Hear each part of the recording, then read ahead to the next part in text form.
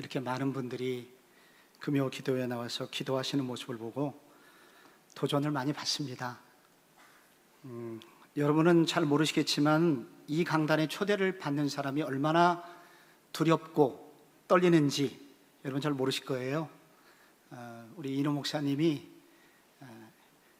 지금 많은 후배들에게 목회 어떻게 해야 되지? 그렇게 고민할 때 모델로 제시되는 목사님이고, 또 말씀의 영역에서 한국교회 한 획을 긋는 그런 목사님이시라 저도 이렇게 초대를 응해놓고 늘 후회를 합니다. 내가 미쳤지, 그때 제정신이 아니었어, 지금이라도 모를까? 그래서 이제 본문도 그냥 보통 사람들이 그냥 건너뛸 수밖에 없는 그런 구절을 찾고 찾아서 오늘의 본문을 정하게 되었습니다. 기도회를 잘 안 나오시는 분들에게 요즘 왜 기도회 안 나오세요? 이렇게 물어보면 꽤 많은 사람들의 입에서 이런 말이 나옵니다. 하나님에게 상처 입었습니다. 제가 오래 기도했지만 하나님이 내 기도를 들어주시지 않았습니다. 그래서 나는 이 기도 때문에 더 이상 하나님과 멀어지고 싶지 않습니다. 그래서 그냥 예배만 드리겠습니다. 그래서 꽤 많은 사람들이 기도의 자리에서 이탈하게 되고 점점 주님으로부터 멀어지는 일들이 일어나고 있습니다. 예수 믿을 때 제일 재미있는 때는 처음 은혜 받을 때입니다.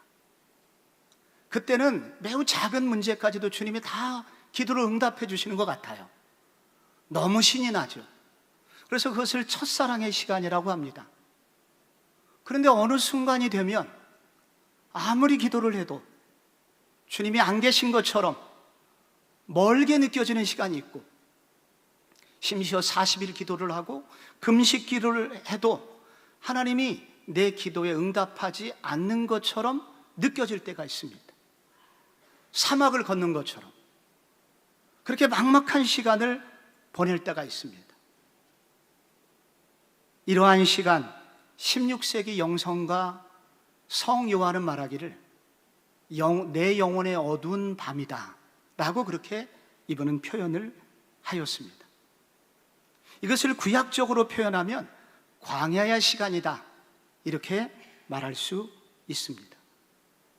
내 영혼의 어두운 밤, 이런 광야의 시간이 오면 잘 견디시는 분도 있지만 대부분은 신앙에서 멀어지게 되기도 하고, 심각하면 신앙생활에서 아예 이탈하시는 분들도 생기게 됩니다. 왜 하나님은 이런 일을 허락하실까요? 참새 한 마리도 그냥 떨어지는 법이 없는데 그렇게 다 주관하시는 하나님께서 왜 사랑하시는 성도들에게 왜 이와 같은 내 영혼의 어두운 밤, 광야의 시간을 허용하시는 것일까요? 이스라엘 백성들이 출애굽을 하던 날 그들은 모두 흥분하였습니다. 야, 하나님이 이제 우리의 인생을 어떻게 열어가실까? 그리고 마지막 떠나는 직전에 애굽인들에게 겁을 주셔가지고 많은 선물을 받고 나왔습니다. 그래서 우리의 앞으로 삶은 무지갯빛 인생일 거야. 그들을 향한 하나님의 역사하심에 대한 약속의 땅을 주실 것에 대한 부푼 기대가 그들에게 있었습니다. 그런데 그들이 며칠 지나지 않아서 알게 된 것은 무엇입니까? 그들이 광야 생활을 시작했다는 것입니다. 그래서 오늘 18절에도 하나님이 홍해의 광야길로 백성을 인도하셨다는 말씀이 나옵니다. 그런데 이 구절 여러분이 조금 더 자세히 읽어보시면 조금 이상한 부분이 나옵니다. 광야길로 인도하셨다는 말 다음에 무슨 단어가 나오죠? 돌려 백성을 인도하셨다는 단어가 나옵니다. 돌려서, 이것은 방향을 바꾸다는 뜻입니다. 방향을 바꿔서 인도하셨다는 것입니다. 애굽에서 가나안 땅으로 가는 대표적인 두 길이 있습니다. 하나는 지중해 해변길이에요. 이거를 비아 마리스라고 합니다. 이것은 마차가 다닐 수 있을 정도의 넓은 길입니다. 이곳은 일종의 무역로예요. 그래서 저 북쪽에 있는 아수르, 바벨론, 여기서부터 시작해서 이 가나안 땅의 해변길을 통과해서 애굽까지 이 물물 교환이 이루어지도록 하고, 많은 또 군인들도 이 길을 통해서 이동을 했던 길입니다. 이 길로 가면 요즘 차로는 한 3시간 정도 걸립니다. 그러면 가나안 땅 밑에 도착을 할 수 있어요. 또 하나의 길이 있습니다. 그것은 홍해를 건너서 긴 광야를 통과하는 길입니다. 근데 하나님이 이 백성들을 어디로 인도하고 있습니까? 지금 이들이 지금 해변길로 잘 가고 있었어요. 그 길로 가면 직선입니다. 편한 길입니다. 그런데 하나님께서 갑자기 우양우 해서 방향을 돌려서 그 길을 가게 했으니, 그 길은 광야길입니다. 그 길은 돌아가는 길이에요. 곡선의 길이란 말이에요. 이 좋은 직선의 길을 놔두시고 하나님은 곡선으로 자기 백성들을 인도하셨다는 것입니다.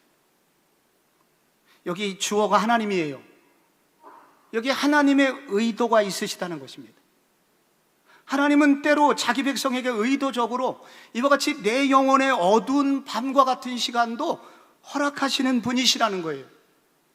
의도적으로 광야도 허용하시는 분이라는 거예요. 직선이 있음에도 불구하고 곡선으로 인도하시는 분이시라는 거예요. 그럼 도대체 왜 그러실까? 우리를 사랑하신다는 하나님이 왜 직선이 아니라 왜 곡선으로 인도하시는 것일까?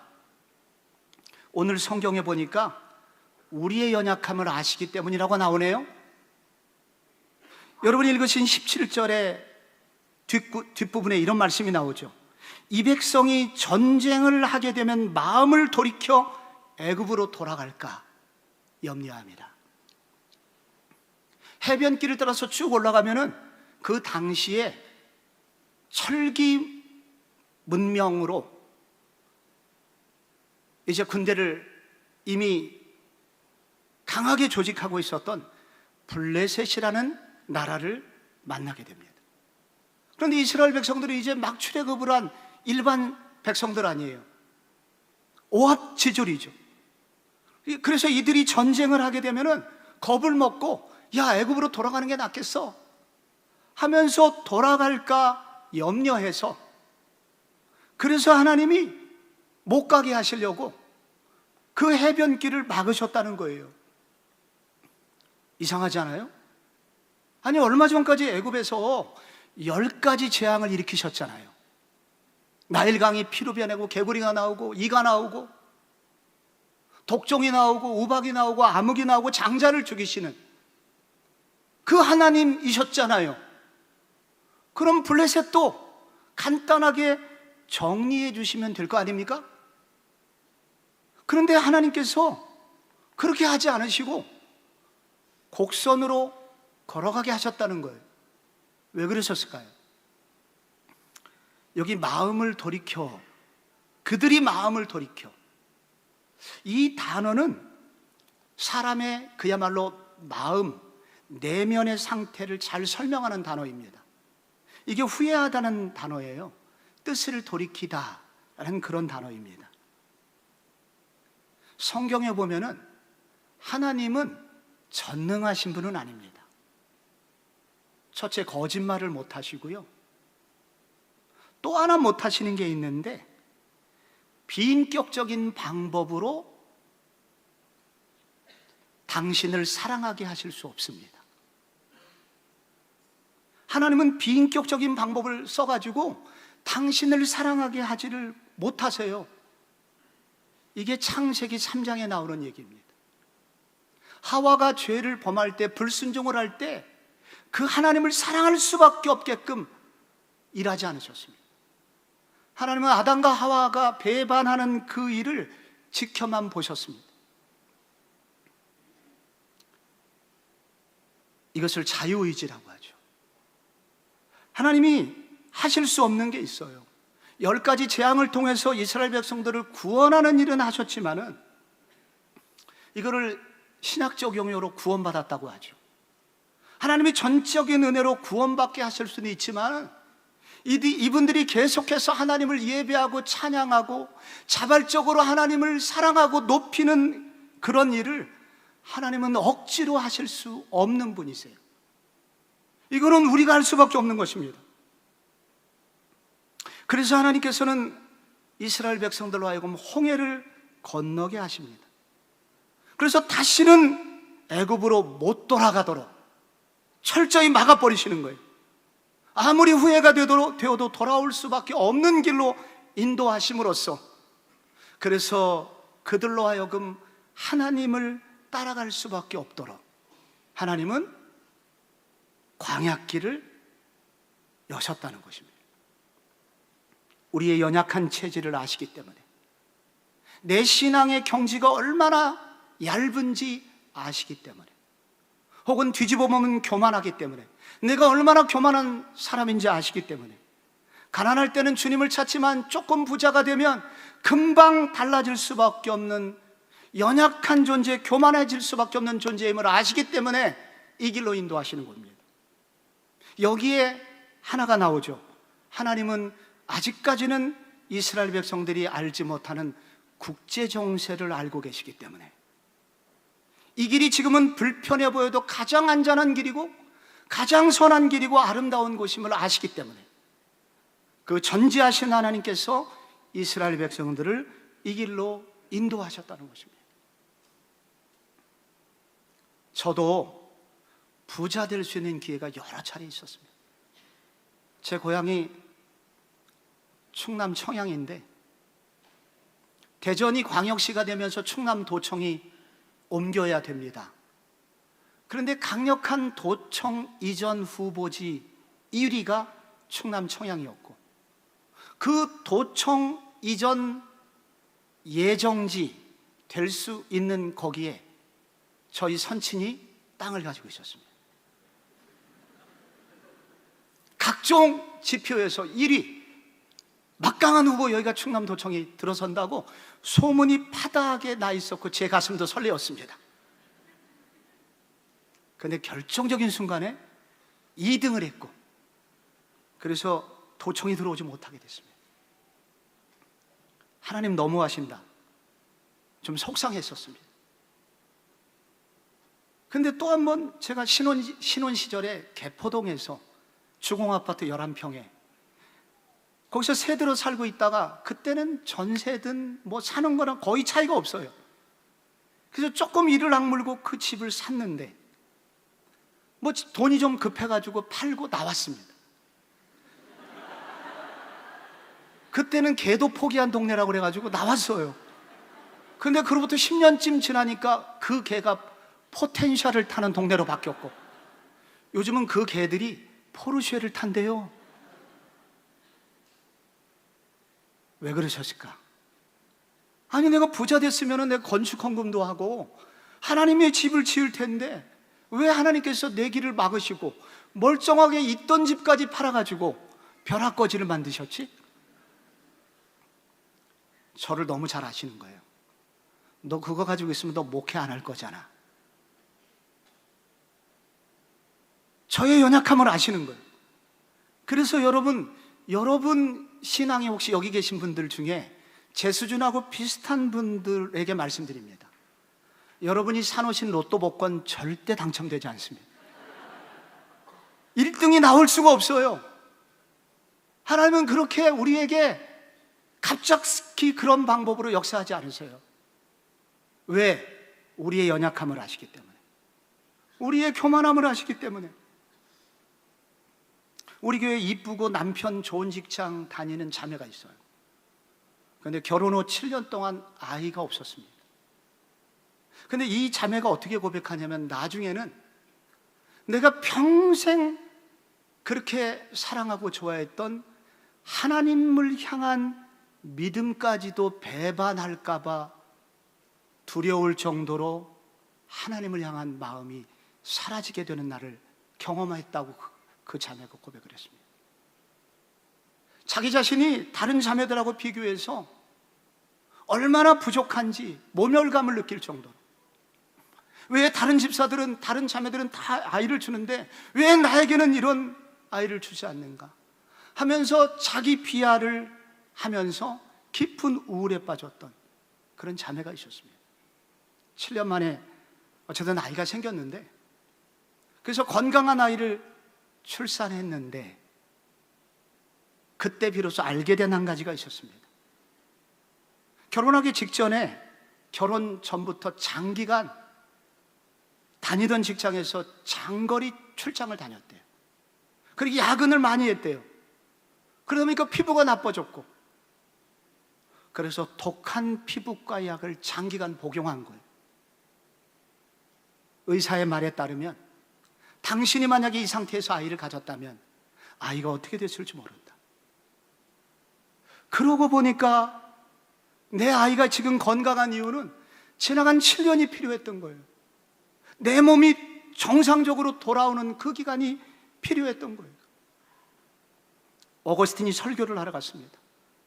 근데 안내인을 바꾸서, 여러분 오래전 4세기 얘기니까 그 당시에 내비게이션이 있어요, 혹은 자동차가 있어요.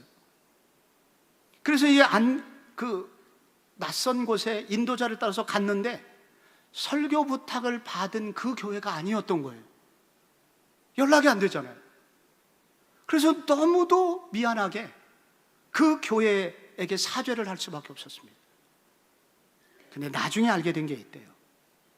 원래 설교하기로 했던 곳에 갔었더라면 어거스틴을 죽이기 위해서 매복했던 칼을 쓰는 사람들이 숨어 있었대요. 그래서 어거스틴은 그때 알게 되었습니다. 그날을 회고하면서 내 인생을 인도하시는 하나님은 이렇게 정확한 분이시다. 여러분, 영혼의 밤과 같은 시간이 우리에게 찾아옵니다. 하나님은 왜 나한테 곡선을 허락하시지? 아니, 직선으로 가기도 바쁜데 왜 하나님은 내 삶에 곡선을 허락하시는 거예요? 이유가 무엇일까요? 나의 연약함을 아시기 때문에, 그리고 그것이 가장 나를 사랑하시는 방법이고 그 길이 우리에게 생명의 길이기에 하나님은 우리를 그 길로 인도해 가신다는 거예요. 그래서 다윗이 시편 23편 6절에 그런 고백을 했죠. 내 평생의 선하심과 인자하심이 반드시 나를 따르리니 내가 여호와의 집에 영원히 살리로다. 이 고백이 여러분의 고백이 되시기를 바랍니다. 여러분, 이 성경에 보면은 또 하나 이유가 나와요. 여기에 보면은 19절에 보면은 이 출애굽의 초기에 19절에 모세가 요셉의 유고를 가졌다는 그런 말씀이 나옵니다. 여기 유골이라는 것은 여러 개의 유골들을 의미합니다. 뼈들이죠.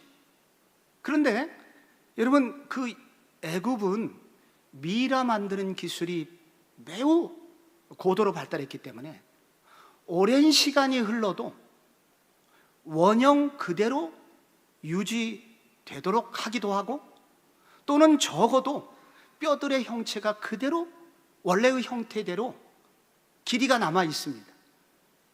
그것이 이집트의 기술이었습니다. 그래서 이 말은 요셉의 유골을 가졌다고 하는 것은 바로 요셉의 뼈들을 담은 관 자체를 가지고 있다는 말입니다. 그래서 이 이스라엘 백성들이 출애굽을 하던 초기에, 나중에는 언약궤가 이 이스라엘 백성들을 앞에서 전진했지만 이 언약궤가 나오기 직전까지는, 그때까지는 이 요셉의 유골을 담은 관이 맨 앞에서 행진을 했던 것입니다. 나중에는 두 개의 관이 출애굽 선두에 있었다고 학자들은 추정합니다. 그래서 여러분, 요셉의 관이 맨 앞에 선두에 서도록 했을 때 자연스럽게 이스라엘 백성들은 요셉을 떠올리게 됩니다. 요셉을 바라보게 하는 것입니다. 여러분, 요셉은 누구입니까? 이스라엘 백성들이, 여러분, 오랜 시간이 흘렀지만 요셉을 모르는 사람이 없어요. 요셉은 한마디로 어떤 사람인가요? 곡선의 인생을 산 사람입니다. 처음에는 직선이었죠. 요셉은 채색옷을 입었습니다. 12명의 아들 중에서 11번째 요셉은 채색옷을 아버지가 입혔어요. 채색옷의 핵심은 색동이 들어갔다는 뜻이 아니라 긴 발목까지 내려오는 긴 옷을 입었다는 것입니다. 이 채색옷의 그래서 정체는 뭐냐면 세자가 없는 입는 옷입니다.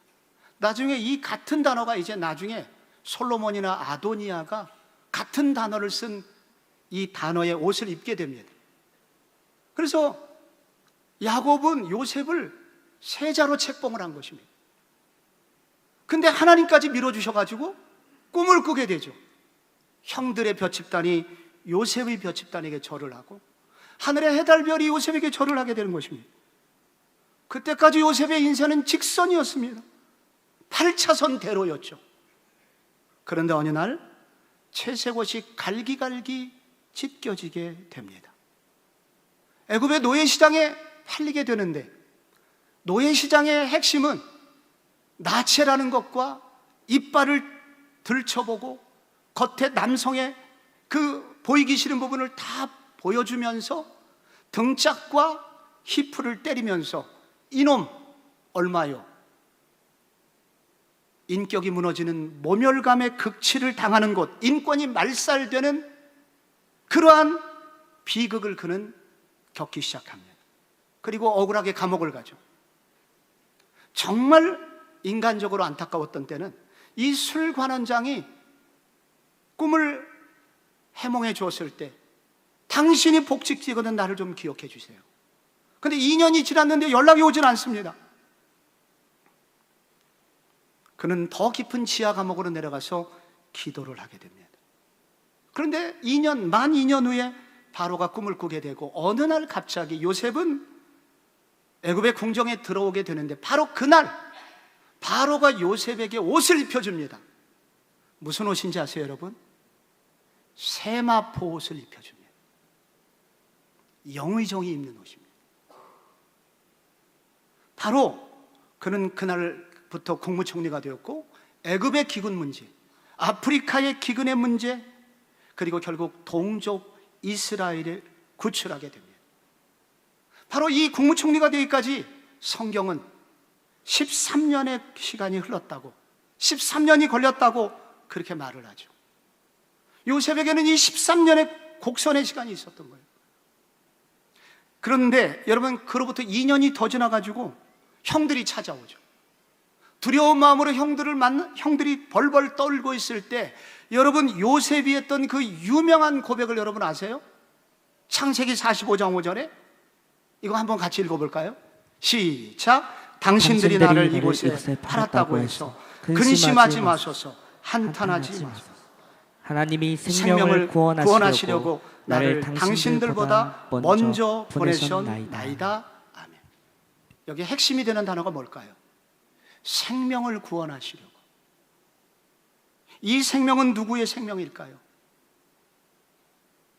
기근으로 죽어가는 애굽인들, 아프리카의 기근으로 죽어가는 아프리카인들, 고대 근동사의 1년만 흉년이 돼도 굶어 죽을 수밖에 없는 위기에 빠진 사람들과 그리고 동족 이스라엘, 자기 식구들이죠. 그들의 생명을 구원하시기 위해서 하나님이 이 모든 일을 겪게 하셨다는 거예요. 요셉이 그렇게 해석을 합니다. 결국 하나님이 요셉에게 곡선의 시간을 허락하신 이유, 그것은 바로 많은 사람의 구원자가 되도록 하기 위해서, 많은 사람을 살리는 일을 하도록 하시기 위해서 하나님은 그에게 곡선을 허용하셨다는 거예요. 왜 그러셨을까요? 이 곡선하고 생명을 구원하는 일하고 무슨 상관이 있길래, 무슨 연관관계가 있길래 하나님은 생명을 구원하시려고 곡선을 허락하셨다는 뜻이겠습니까? 그것은 성공의 시간만을 보낸 사람은 결코 실패한 사람의 아픔을 알지 못하기 때문입니다. 가난이라는 곡선을 겪어보지 않은 사람은 직선만 부유하게만 살았던 사람은 배고픔의 곡선을 겪고 있는 그들의 아픔을 절대로 알 수 없기 때문입니다. 그래서 누군가의 영혼을 구원하는 사람까지 되려면 내면의 깊은 상처와 눈물의 시간을, 이 곡선의 시간을 겪을 수밖에 없다는 거예요. 진정한 구원자로 쓰임받기 위해서는 이러한 곡선의 시간이 있을 수밖에 없다는 거예요. 그래서 성도의 고난은 누군가의 구원을 위하여 하나님이 훈련하시는 시간입니다. 구원의 소리를 만들어내는 시간이라는 거예요. 하나님은 이 출애굽 백성들에게 바로 이 요셉을 보여주시는 겁니다. 이 요셉을 떠올리게 하는 것입니다. 내가 너희들, 출애굽 백성들, 너희를 향한 꿈이 있다. 너희를 향한 나의 꿈은 모든 족속이 너희를 통하여 복을 받으리라는 아브라함의 축복이 이루어지는 거다. 축복의 통로가 되었으면 좋겠다. 축복의 통로, 구원자죠. 그런데 말이야, 미안하지만 아들들아, 너희들이 정말로 구원자가 되려면, 축복의 통로가 되려면 미안하지만은 너희들이 곡선의 시간을 가야 돼.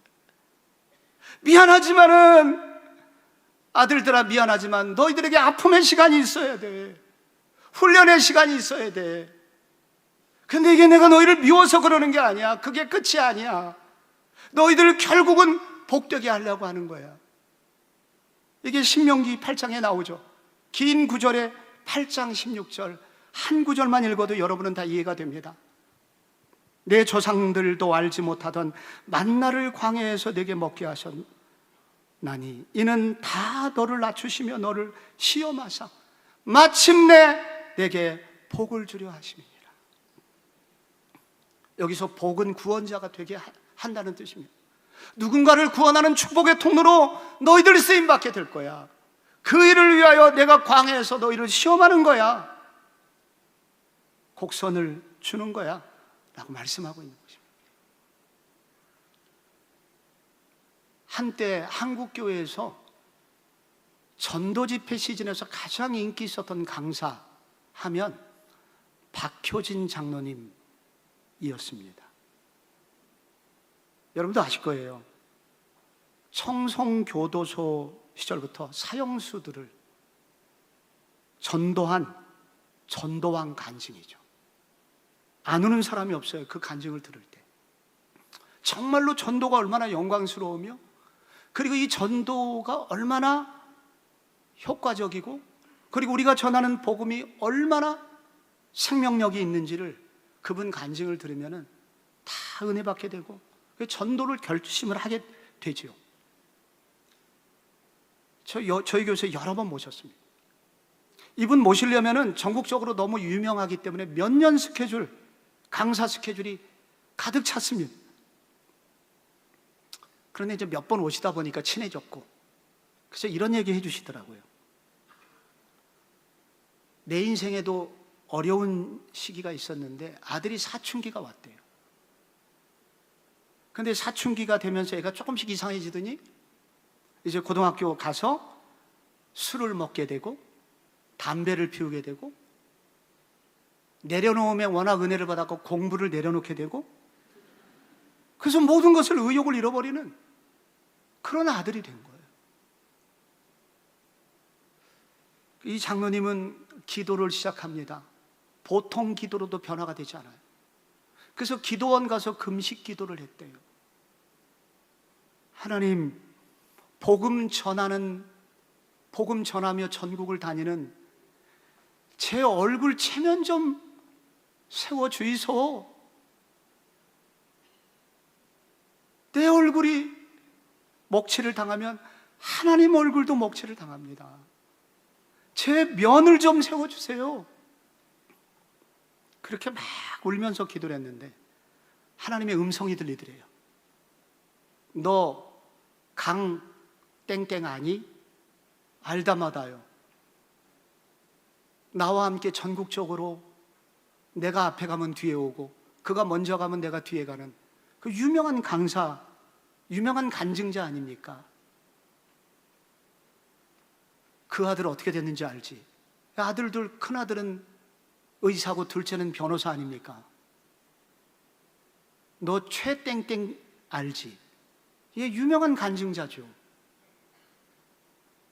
그 큰아들 국제 변호사고 둘째 마이크로소프트웨이 거기 다니는 아들 아닙니까? 하나님 누구 놀리십니까 지금? 아니 다른 나랑 똑같이 간증하러 다니는 저 집사들은 저렇게 아들들 잘 컸는데 하나님 왜 내 아들은 이렇습니까? 하나님이 마음에 이렇게 말씀하시더래요. 그동안 성도들은 성공한 자녀 간증만 들었지 않냐. 그런데 자식들 때문에 눈물 흘리는 부모들은 누구로부터 은혜를 받겠니? 그들은 누가 위로해줘?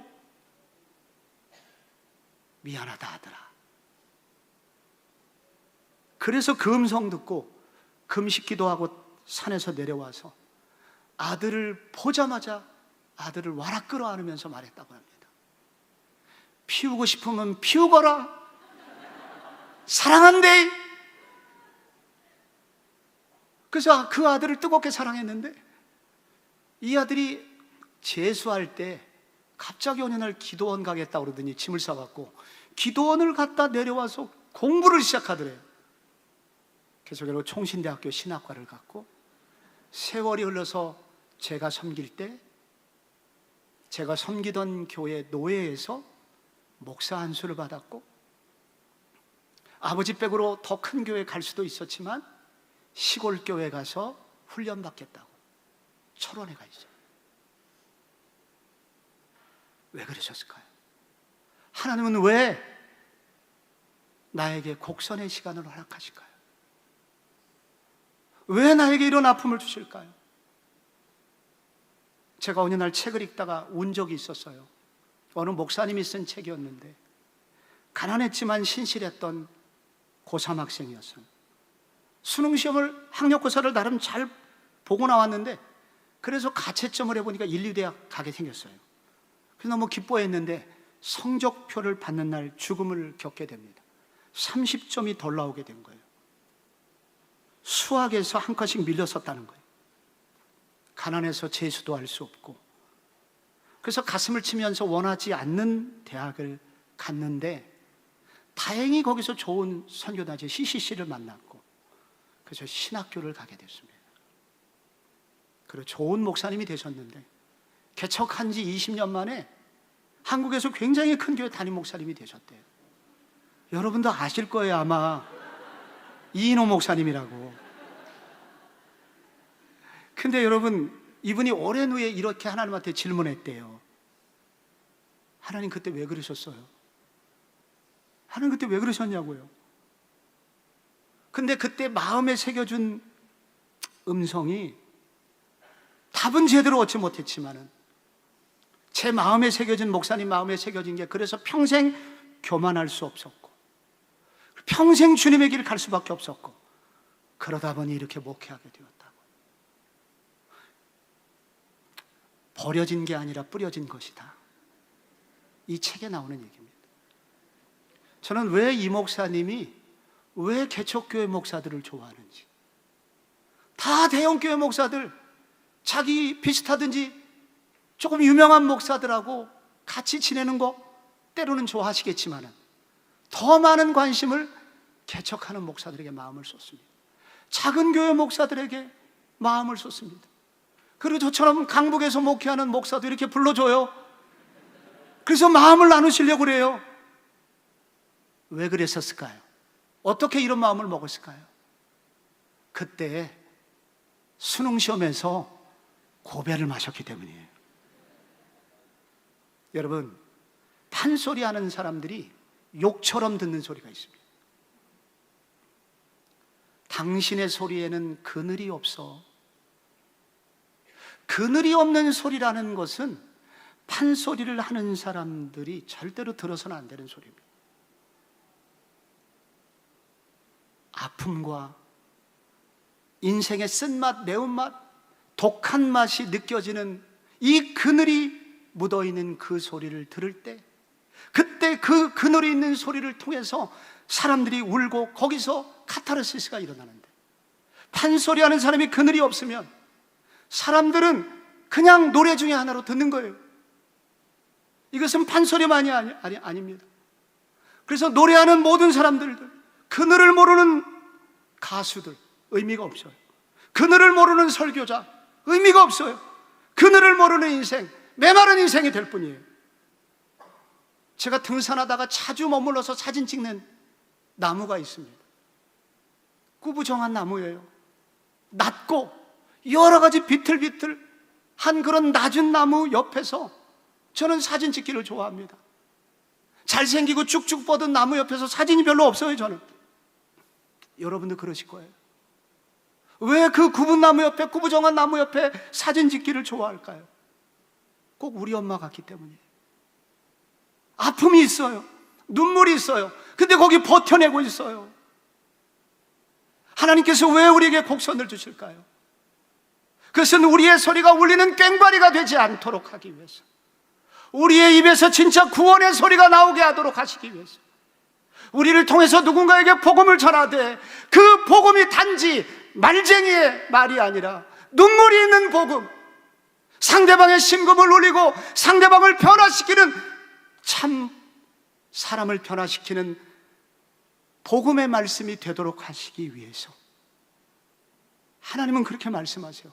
미안하다, 미안하지만 너에게 곡선이 필요해 라고 하나님 그 길을 허락하시는 것입니다. 여러분, 오늘 성경에 보면 20절에 숫곳이라는 동네 이름이 나옵니다. 숫곳은 삼거리예요. 왼쪽으로 가면 블레셋 길이고 동쪽 오른쪽으로 가면 광야 길이에요. 여기서 이제 갈림길이거든요. 그런데 오늘 숫곳에서부터 무슨 일이 있냐면, 그들이 광야로 들어서자마자 여기 성경에 처음으로 나오는 이제 단어가 있어요. 낮에는 구름 기둥으로, 밤에는 불 기둥으로. 우리가 많이 알고 있는 단어죠. 이 단어가 여기서 시작되는 거예요. 낮에는 구름 기둥으로, 밤에는 불 기둥으로. 그들과, 거기서 보시면 22절에 낮에는 구름 기둥, 밤에는 불 기둥이 백성 앞에서 떠나지 아니하니라. 이때부터 이 단어가 나오는 거예요. 기둥이 나옵니다. 구름 기둥, 불 기둥. 근데 이 학자들은 구름 기둥 따로 불 기둥 따로 있는 것이 아니다. 기둥은 하나입니다. 큰 기둥이 있는 거예요. 근데 이 기둥이 돌리면 낮에는 구름을 막아주기 때문에 구름 기둥이 되고, 밤에는 돌리면 뒤에서 열이 나와요. 그래서 밤에는 난로가 되는 것입니다. 낮에 장렬하는 이 사막의 열기를 차단해주는 그늘막이 되고, 밤에는 싸늘해지고 겨울처럼 차가워지는 그 광야의 밤을 따뜻하게 해주는 이 온풍기, 이 난로가 된다는 것입니다. 이 구름기둥, 불기둥에 대해서 민수기 14장 14절에 여기 주목할 만한, 강조할 만한 내용이 나옵니다. 주 여호와께서 이 백성 중에 계심을 그들도 들었으니 곧 주 여호와께서 대면하여 보이시며 주의 구름이 그들 위에 섰으며 주께서 낮에는 구름 기둥 가운데 밤에 불 기둥 가운데서 그들 앞에서 행하시는 것이 것이니이다. 주 여호와께서 대면하여 보이시며 라고 나옵니다.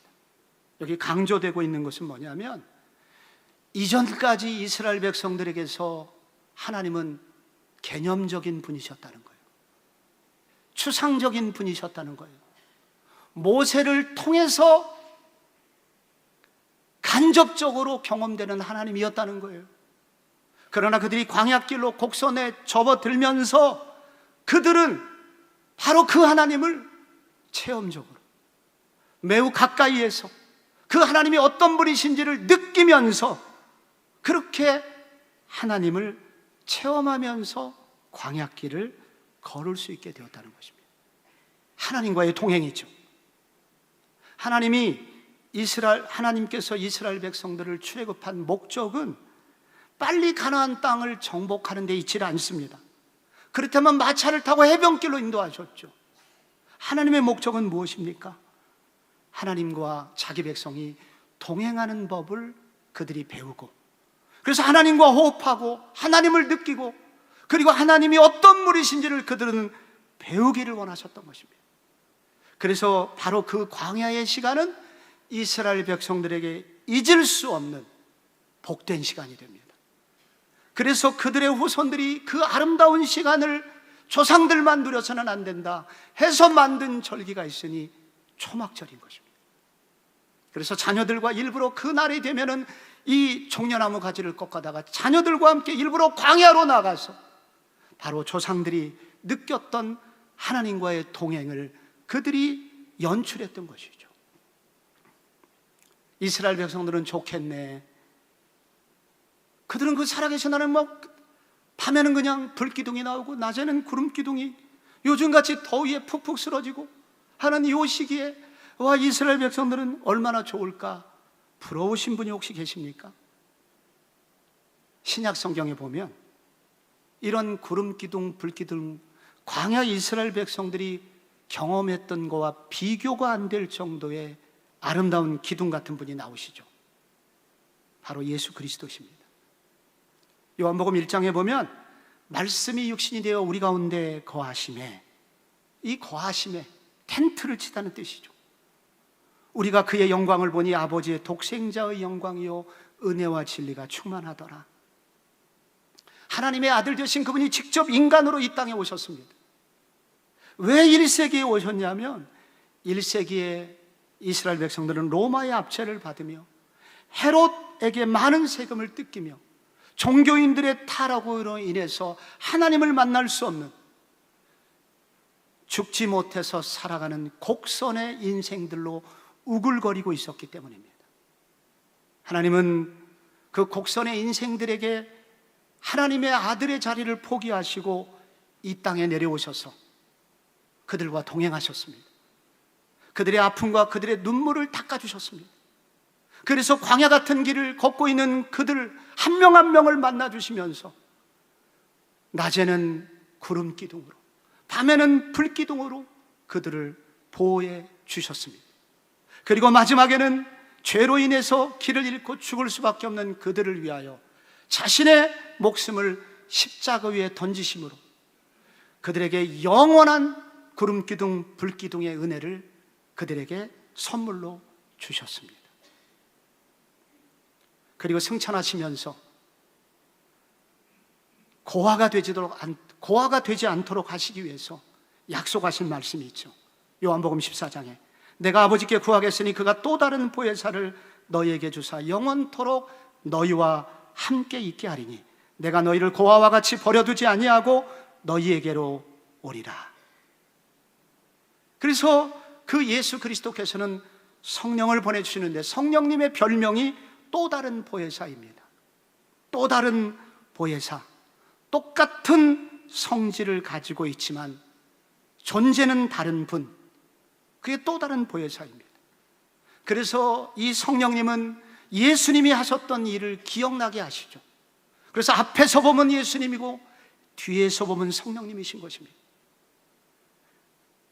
그래서 예수의 제자들은 곡선의 인생을 만날 때마다 바로 이 예수님을 구했습니다.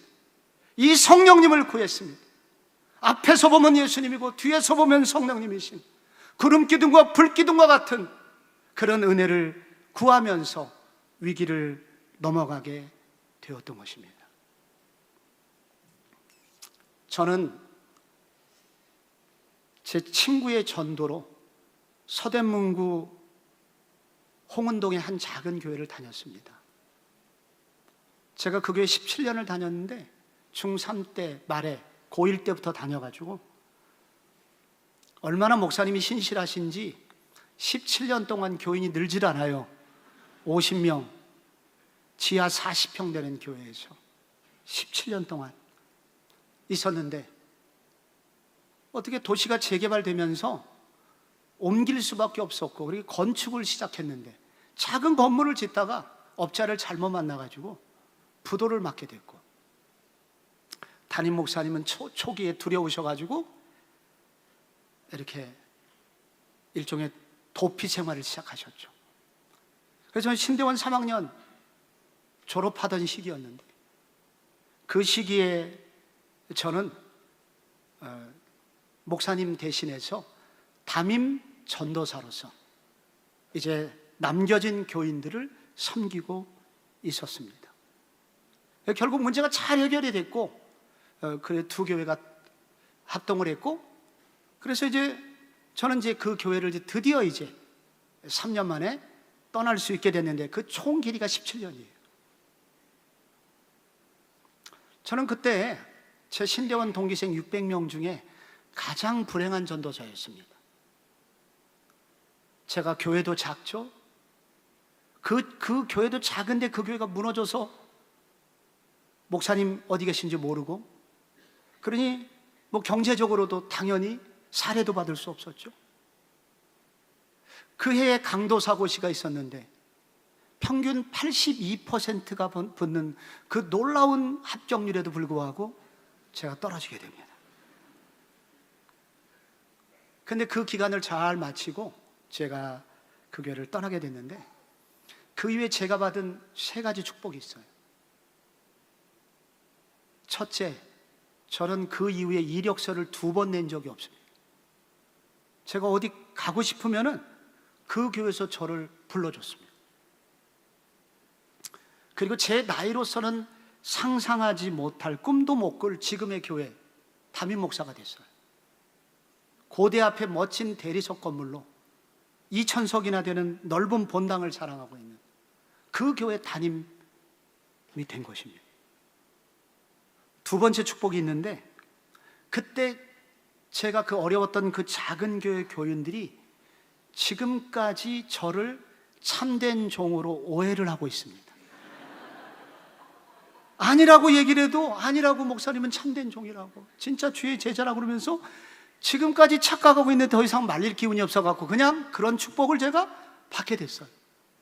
마지막 3번째 축복, 제게 그 기간에 제일 무서웠던 시간이 있었어요. 새벽 기도 시간이었습니다. 한 10명 정도 어려운 시절에 새벽 기도 하시는 분이 나왔는데, 이제 5시부터 시작해서 5시 40분쯤 되면은 몇 명이 나가고, 마지막 6시가 되면은 조권사님이란 분이 나가요.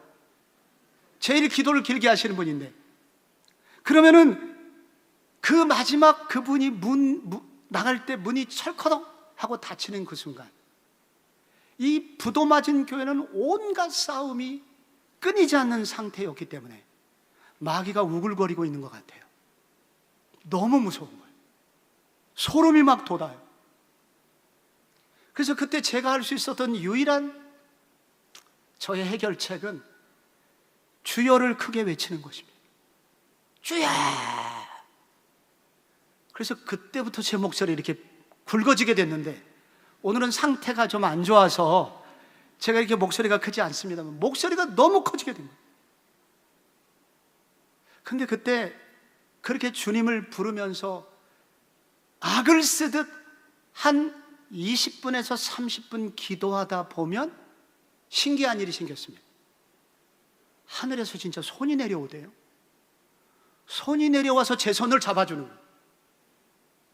그리고 어느 날은 안아주는 거예요. 그래서 그런 느낌을 받으면서 용기가 나니까 그 다음부터 일어나서 강단을 왔다 갔다 하면서 기도하게 되고, 강단 위에서 전도사니까 축도권이 없잖아요. 그래서 전도사지만 앉는 분이 다 외우고 있으니까 그때 손을 들고 노예법으로는 걸리니까 그들이 안 보이는 새벽 시간에 축도를 하는 거예요. 한 분 한 분씩. 나중에 목사 안수 받을 때 제가 용학의 대표로 축도를 하게 됐는데, 어쩌면 그렇게 축도에 영감이 있으시라는 얘기를 왜 들었겠습니까, 제가?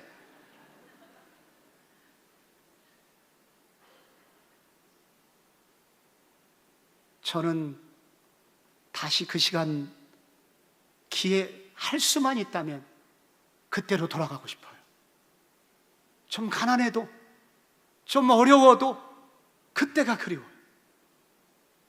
그때 주님의 음성이 들리며, 그때 나에게 말씀하시며, 그리고 내 손을 잡아주시고 나를 안아주셨던 그 주님의 손길이 너무 그리워요. 제가 그 주님을 어떻게 체험할 수 있었을까요? 제게 곡선이 있었기 때문입니다. 제가 직선으로만 목회를 배웠더라면 결코 얻을 수 없었던 그 주님의 현존, 주님의 임재를 제가 곡선의 시간을 걸어갔기 때문에 그 주님의 임재와 주님의 현존을 체험할 수 있게 되었던 것입니다. 사랑하는 성도 여러분, 내 인생의 곡선이 찾아왔다고 낙심하지 마십시오. 하나님, 왜 다른 사람들은 저렇게 빠른 길을 가는데 왜 내 인생은 이렇게 더디냐고, 도대체 언제까지 나를 이렇게 내버려 두실 거냐고. 여러분, 그런 마음 드시는 분 계십니까? 하나님이 사랑하셔서, 정확하신 하나님이 왜 이렇게 인도하시겠어요? 우리를 향한 더 크고 분명한 계획이 있으시기 때문에, 우리를 시험하셔서 구원자로 삼아주시기 위해서, 그리고 이 곡선의 기간에 다른 것이 아니라 내가 너한테 복이 되고 싶다, 하나님의 은혜를 눈으로 손으로 느끼게 해주시려고 그러한 시간이 있음을 믿고, 이 금요일 밤에도 그 주님을 향하여 부르짖는 밤이 되시기를 바랍니다. 그래서 그 주님, 그 현존하시고 나와 통행하시는 그 주님, 여러분의 주님이 되어서 많은 사람을 살리고, 많은 사람의 눈물을 닦아주고, 많은 사람에게 구원의 소리를 전파할 수 있는 그런 우리 더 사랑의 교회 금요 기도에 기도하는 교인들 되시기를 축복합니다. 기도하겠습니다.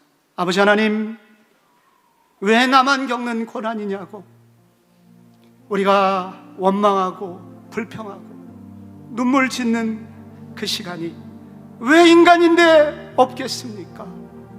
그렇게 울 수밖에 없는, 그렇게 눈물을 흘릴 수밖에 없는 분들 여기 앉아 있습니다.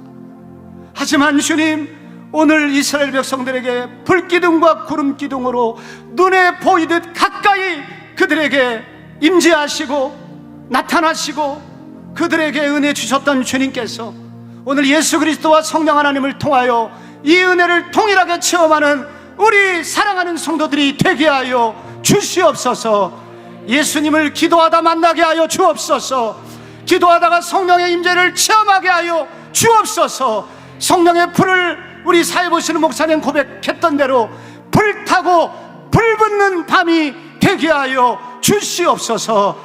이 밤에 기도하다가 주여 자기도 모르게 아픈 것이 치유되는 역사가 일어나게 하여 주옵소서. 자녀들의 미래가 열리는 역사가 일어나게 하여 주시옵소서. 하나님, 더 사랑의 교회가 이전에도 아름다웠지만은 아버지, 이 기도하는 사람들 때문에 이후에 더 영광스럽게 쓰임받는 교회가 되게 하여 주옵시고, 어두운 한국교회의 등불처럼, 그렇게 등대처럼 쓰임받는 또렷한 교회로, 더 또렷한 교회로 쓰임받게 하여 주시옵소서. 한국교회를 견인하며 한국교회에 부흥을 가져오는 그런 교회로 쓰임받게 하여 주시옵소서.